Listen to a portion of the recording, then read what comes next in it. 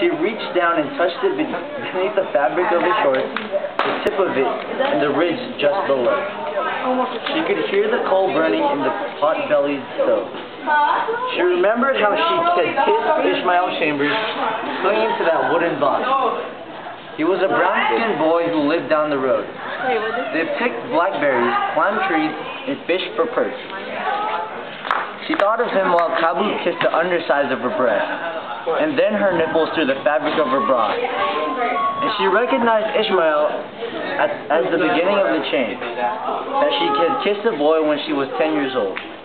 Had even then felt something strange, and that tonight, soon, she would feel another boy's hardness deep inside of her.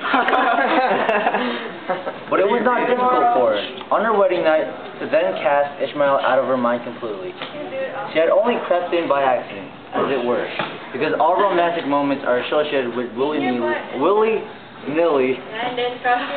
even when some are long dead. In a little while her husband took off her slip, underpants, and unhooked her bra, and she pulled down his shorts.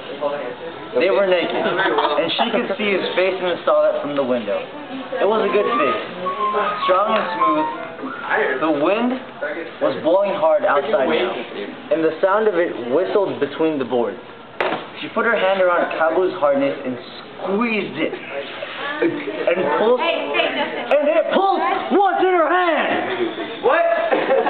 Then, because she wanted it this way, she fell onto her back without letting go, and he was on top of her with his hands on her buttock. Have you ever done this before? He whispered. Never, answered Hatu. You're my own. The head of his penis found the place it wanted. For a moment he waited there, poised, and kissed her.